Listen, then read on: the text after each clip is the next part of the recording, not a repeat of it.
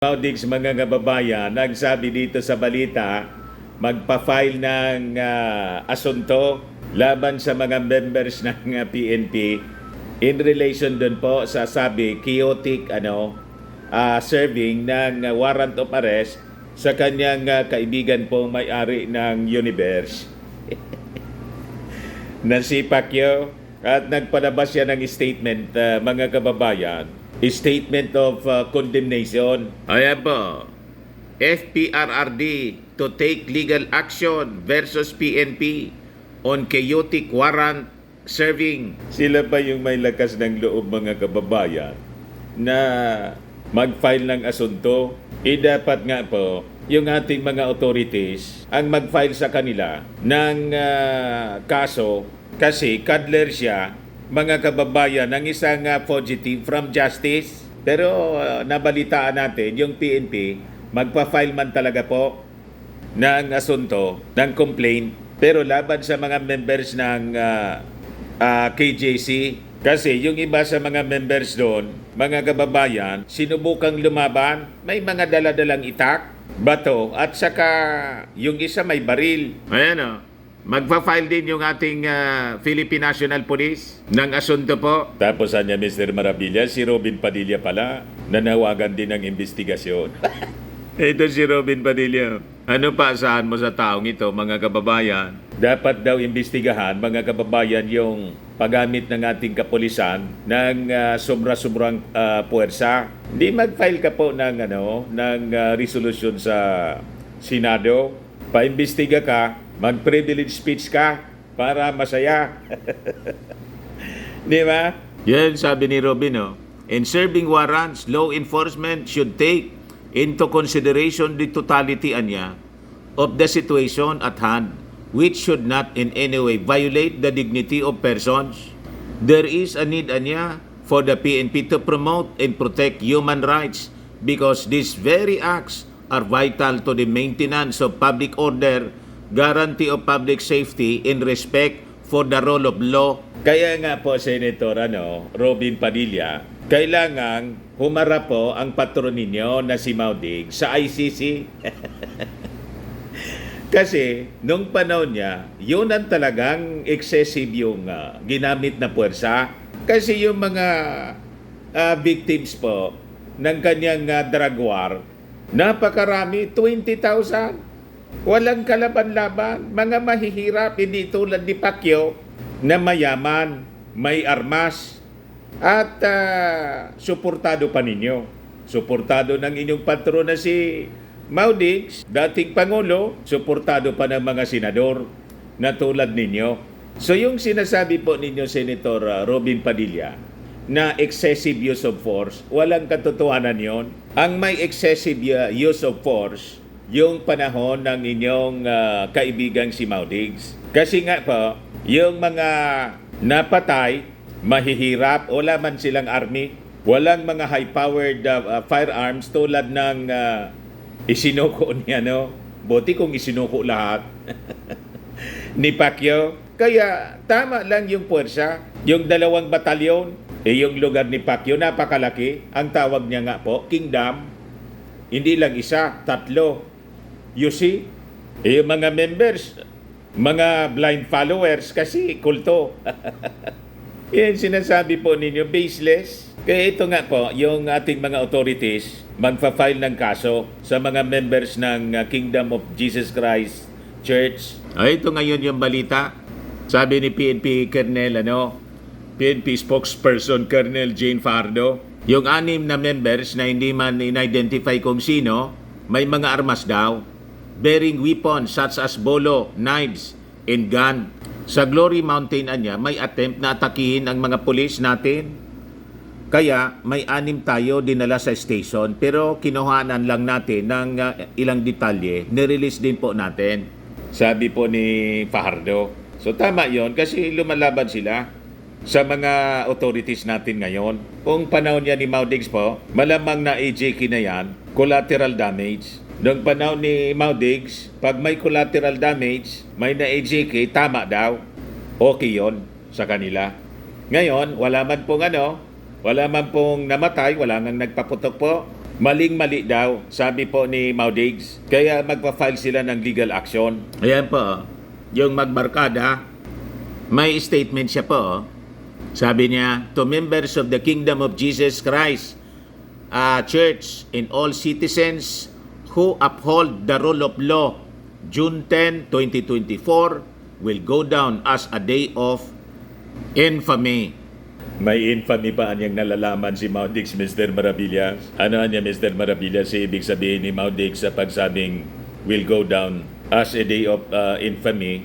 Ibig sabihin, mga kababayan, yung ginawa ng ating mga kapulisan daw, mag-iiwan ng isang napakasamang reputasyon sa kanila. May ganun talaga po. Ang may masamang reputasyon po, kayo, kasi 20,000 po ang namatay sa EJK. Pero ito po, wala man namatay. Gumamit lang ng tamang puwersa yung ating mga kapulisan kasi napaka-influential ng tao na kanilang isi-serve ng warrant of arrest. So sabi niya, heavily armed battalions niya ng Philippine National Police, Special Action Force, and Criminal Investigation and Detection Group raided various church compounds in Barangay Buhangin and Tamayong, Davao City, Glory Mountain, in Quezon's Baptismal Resort, Samal Island, and Kitbog Compound, Malungon, Sarangani Province, ostensibly in a coordinated effort to serve warrants of arrest on Pastor Apollo Kibuloy. O ano naman po ang problema doon? Legal naman po yung pag-serve ng warrant of arrest, galing po yun sa husgado. Kasi nahaharap, may mga complainants po, naharap siya sa napaka-seryosong kaso ng sexual abuse at human trafficking, qualified human trafficking. At yung kasong yan, siya ang nagsabi na i-file sa husgado. Kasi pag sa Senado niya, hindi man ako harap. Sa Congress, hindi ako harap. Siya yung humingi. Siya yung humiling. I-file niya ninyo sa husgado yung kaso laban sa akin, doon ko niya sasagutin. Isa-isa. Final. Kaya nga po may warrant of arrest. Dahil may warrant of arrest, hindi man siya sumusuko voluntarily. Kinakailangang iserve. Kailangan siyang hantingin. Kasi nagtatago siya eh. Sige, sabi niya na hindi man niya ako nagtatago. Nasaan ka?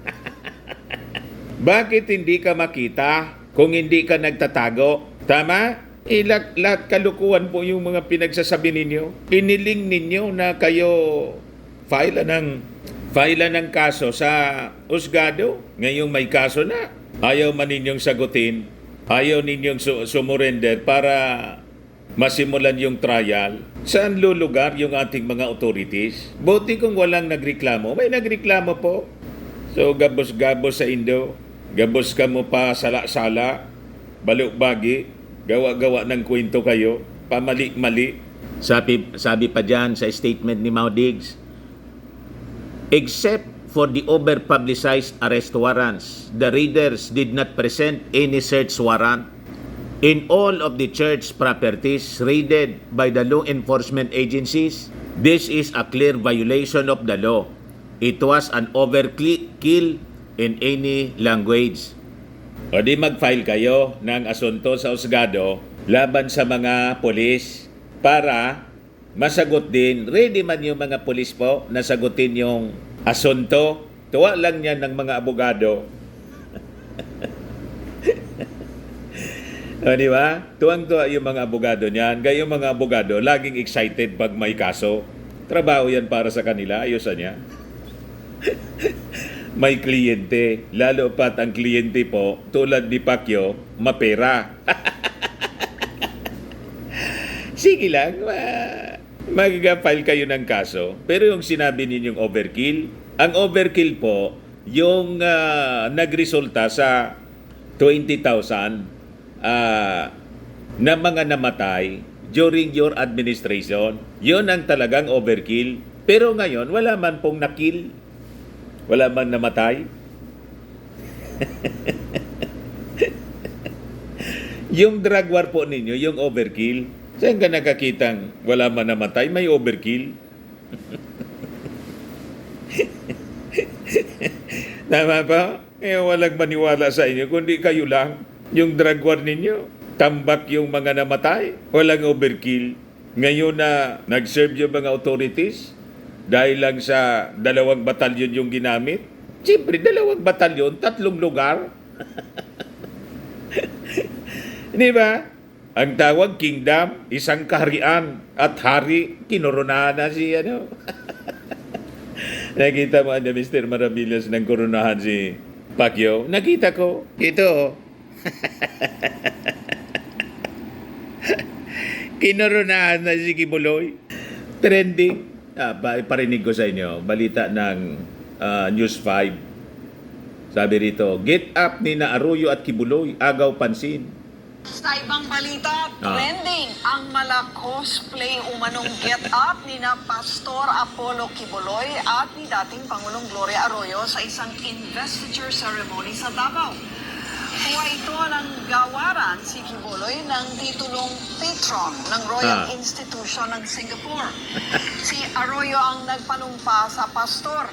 Ibinida rin ni Kibuloy ang 10 titulong nakuha niya sa Global Accrediting Institution Kinoronahan po. na basihan daw ng paggagawad sa kanya ng pinakamataas na titulo. Nagbigay pa ng mensahe ang Pangulo. Karangalan daw para sa lahat ng Pilipinong achievement ni Kibuloy. Di ba? 4 years ago yan, kinoronahan si Kibuloy. May kingdom. Inihalin tulad sila sa mga piyesa ng chess. Hirit pa ng isa, may nanalo na yatang bagong Miss Universe.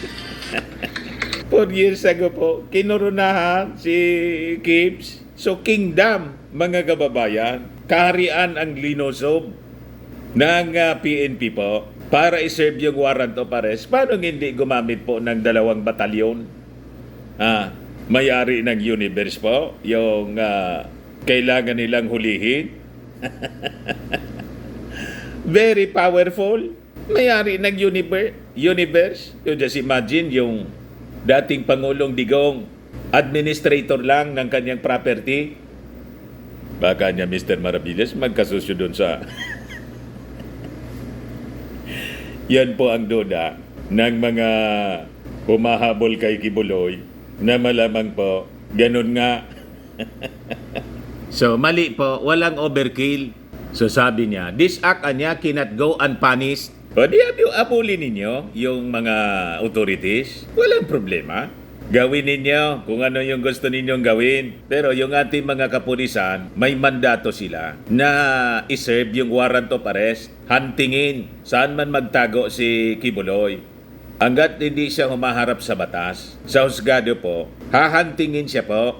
At yung paghahabol sa kanya, legal po siya. May order po sa korte. So sabi niya, while I am saddened to do this given my personal and in the past official support for the police and the armed forces of the Philippines, my duties as administrator of church properties demand that I take legal and appropriate action. In line with this, I have ordered not only the preparation of affidavits of all members aggrieved and traumatized by the said unfortunate incident, but also an inventory of church properties destroyed as a consequence. So, under obligation daw siya kasi bilang administrator. Do it! Kasi sinisulduhan ka dyan kung hindi ka kasosyo. Tama? So sabi niya, it is anya incumbent not only upon the church but also upon officers of the law to take appropriate action considering that the said trespass was beamed by social media all over the world and sent the wrong signal that this country has become a police state with no respect for the law and religious institutions. Nung panahon po ninyo, kaya nga po may asunto kayo sa International Criminal Court kasi yun ang nangyari. Walang respect sa batas at sa human rights. Pero ngayon po, wala man po. Walang ganon. Kayo yung dapat tumara po sa International Criminal Court. Tapos, nakalimutan mo yata, sinasabi mong respect to religious institutions, na yung mismong Santo Papa, pinagmumura mo po. Di ba? So, ano yung moral authority mo to speak about respect to religious institution na mismong yung Santo Papa, pinagmumura mo?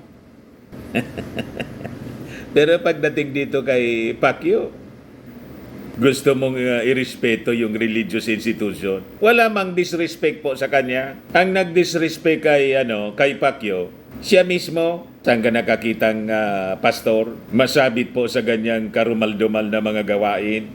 Tama po? Inireklamo ng kanyang mga mismong members. Tapos imbes na isubmit yung kanyang sarili sa ating mga otoridad, kumbaga siya inosente, nagtatago ngayon. Sasabihin niya, hindi man daw siya nagtatago, pero hindi man nagpapakita. May mga pahulaan pa. Nandito anya ako sa may bundok, paanan ng bundok, mga patalinhaga, may nakabantay pang lamgam.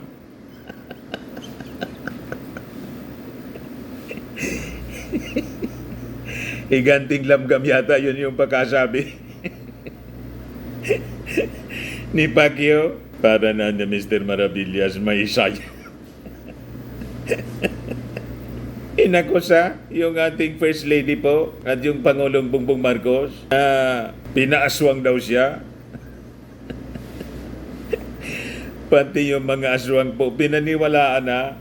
So sabi niya, while the damage has been done, the opportunity is there to rectify the errors brought about by the trampling of basic rights in the conduct of this legal raid by granting the relief and legal remedies provided by law. It is unfortunate, Anya, that the obsession of this administration to demonize Pastor Kibuloy, even before he could be convicted by a court of law, is a clear maneuver to divert attention from the deepening crisis is found by corruption, incompetence, and abuse of authority. Malabo yung mga statements po ninyo, Maudix. Anong sinasabi ninyo na yung administrasyon dinindemonize si Pastor? Unang-una po, wala mang kinalaman yung ating Pangulong Bongbong Marcos sa mga kaso niya, yung sexual abuse, human trafficking, mga private complainants. Nag-file ng asunto, karamihan nga mga members niya ay lahat yata dati niyang mga members. Anong kinalaman? Hindi man kakilala yan ng ating Pangulong Bongbong Marcos. Nang nag-imbestiga sa kanya sa Senado, hindi man kaalyado ng ating Pangulo, si Risa Ontiveros, Committee on Women, Akbayan, Anti-Marcos. Tama? Pagkatapos, yung isang Marcos, si Amy Marcos, kampi pa sa inyo. So anong kinalaman ng ating Pangulong Bongbong Marcos ng administrasyon sa pag-demonize? Malabo po, Maudix. Napakalayo sa katotohanan. Dinadrag ang ating Pangulong Bongbong Marcos na wala mang kinalaman. Iyan ang script ni Pacquiao. Anong pakinabang dyan ng ating Pangulong Bongbong Marcos sa mga kasong yan? Di ba? Ang order hindi man galing sa Palasyo Malacanang. Ang order galing sa husgado.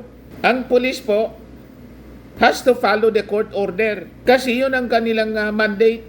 Barang hindi kayo abogado. At yung sinasabi ninyong deepening crisis, anong deepening crisis is found by corruption? O bakit hindi kayo mag-file ng corruption case kung mayroon? Siguro yung mini-mini nyo, yung mga kwento ni Marites Luca na kayo din ang nasa likod.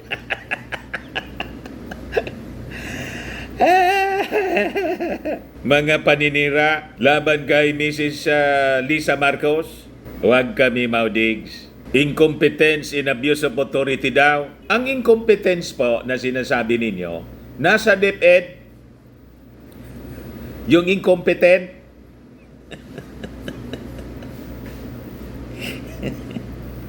Ayaw pang mag-resign. Wala mang contribution sa mga sa pag-resolba ng mga problema sa DepEd. Kaya nga, nag-react na po yung makabayan. Iyan po. Sabi ni Raul Manuel, baka isabi naman ninyo, yung ating Pangulong Bongbong Marcos na nasa likod nito, kalaban ito ng presidente. Ang Makabayan Black po, kalaban, anti-Marcos, simula pa nung tatay, sabi po ni Raul Manuel, she no longer has the capacity to meet the bare minimum as DepEd Secretary. Yan ang incompetent. Wala na daw capacity na kahit man lang yung minimum requirement ng isang DepEd Secretary, wala na siya doon. Yan ang sabi po ni Kabataan Party List Representative Raul Manuel criticizes Vice President and Education Secretary Sara Duterte. Duterte's no comment response regarding Malacanang's directive to integrate the recital of the Bagong Pilipinas hymn. O, kita mo? And pledge into weekly flag ceremonies. Bakit naman no comment ipaparecite sa DepEd employees at sa mga bata sa eskwelahan ang bagong brainwashing modus na yan? O, kita ninyo? Anti-Marcos siya. The least she can do is give a comment. Manuel posted on X, formerly Twitter, on Wednesday, June 12. Manuel further argued that Duterte's silence reflects an inability to fulfill her basic responsibilities as the Secretary of the Department of Education. No comment.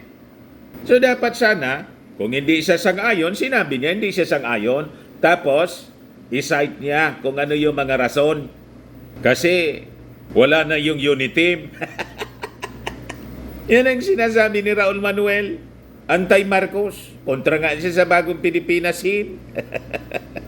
Pag-recite, bakit na niya Mr. Maravillas yung mga militant kontra? Tungkol kasi sa pag-asenso, pinupost ng ating Pangulong Bongbong Marcos ang Bagong Pilipinas para ma-change yung mindset ng ating mga mamamayang Filipino, especially yung mga kabataan. Pag umasenso kasi po ang Pilipinas, irrelevant na yung mga militant, wala na silang issue.